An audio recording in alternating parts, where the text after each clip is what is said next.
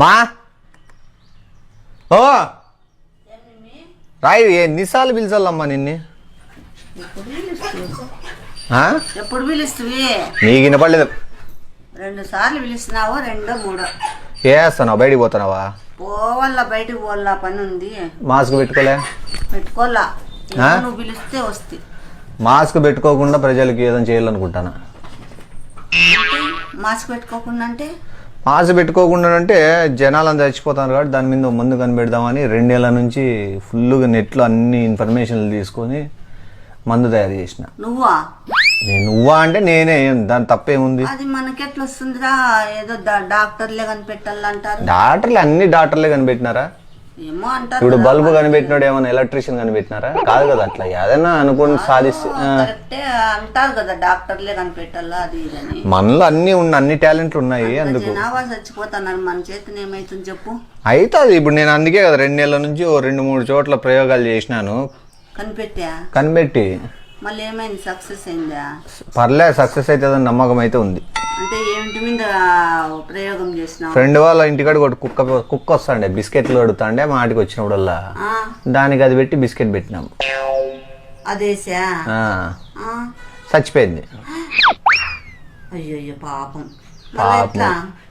అది ఇంకా తల్లి చచ్చిపోయింది. దానికి 2 పిల్లలు ఉంటే దానికి పెట్టినాము. మళ్ళా అవన్న బతుకుతాయేమో అని అవి చచ్చిపోయాయి. మా ఇప్పుడు సైంటిస్టులు అంతా కనిపెట్టే వాళ్ళంతా కుక్కల్ని చంపేసినావే నువ్వు. అంటే ఇప్పుడు పాపం. ఇప్పుడు సైంటిస్టులు కోతుల మీద జంతువుల మీద చేస్తా అంటారు. సైంటిస్టులు అంటే వాళ్ళు బాగా మందులు బాగా పర్ఫెక్ట్ కనిపెడతారు. వాళ్ళు ప్రయోగాలు చేసినప్పుడు కూడా చచ్చిపోతాయి.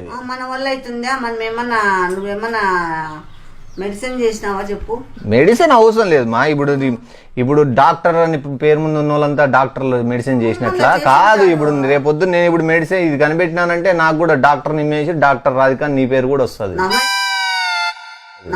నాకొద్దులే నాయన, నాకొద్దులే డాక్టర్ రాధిక. ఇప్పుడు ఏమో ఇప్పుడు అది బిరుదు ఇస్తారు అంతే. నీకు డాక్టర్ అంటే ఏముండదు, నీకు పట్టా ఇస్తారు, గౌరవంగా ఉంటుంది. ఇంటి ముందర బోర్డు వేసుకోవచ్చు. నువ్వు వద్దులే నాయన, నాకు అవన్నీ నాకంత.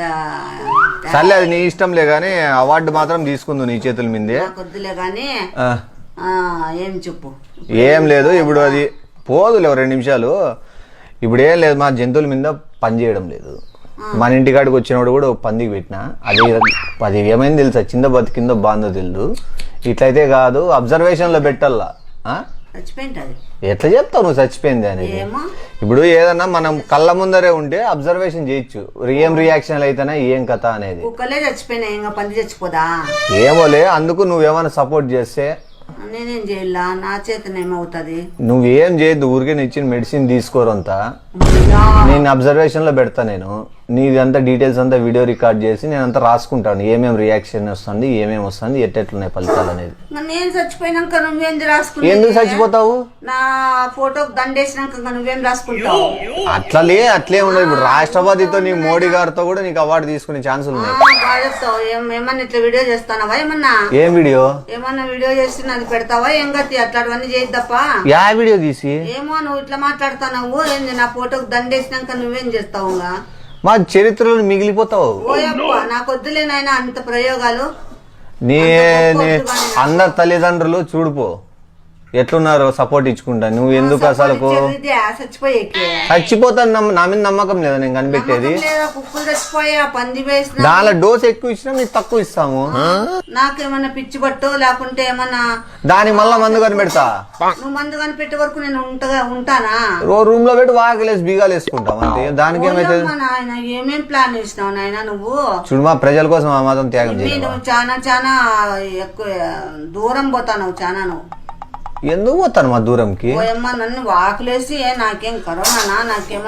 స్వామి గారు చూడిపో, జ్వరాలకి జాండీసులకి ఎన్ని మందులు కనిపెట్టినాడు డాక్టరా మళ్ళీ మా స్వామి? వానా కొడుకు గురించి ఎత్తద్దులే నా దగ్గర. మళ్ళీ వాడెట్లా కనిపెట్టా? కనిపెట్టాడు, వాడు కనిపెట్టినాడంట, ఎప్పుడు చూసినాడంట. మళ్ళా పోప్ప సాలుగానే వాడు దొంగ సాంగాడు. దొంగ సామి ఏం కాదు, డాక్టర్ కూడా ఆయన ఓ రకంగా. అబ్బా అంత సీన్ లేదు లేపకు. చూడు, నీకు ఇష్టమైన దాంట్లోనే కల్పిస్తా. కాఫీయా? నీకు నమస్కారము. నా జోలు రాద్దు నైనా నువ్వు. నాకు జోగాన్ కన్నా ఇద్దునా?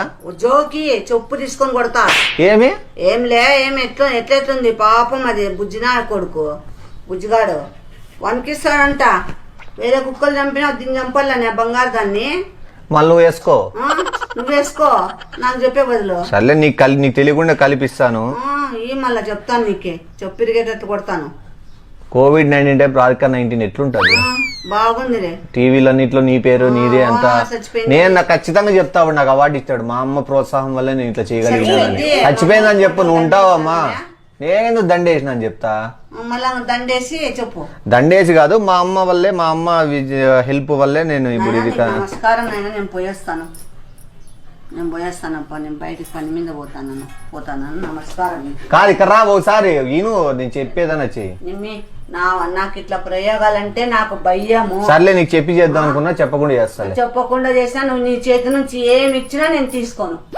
నువ్వు పెట్టించో ఏదైనా తినేదా?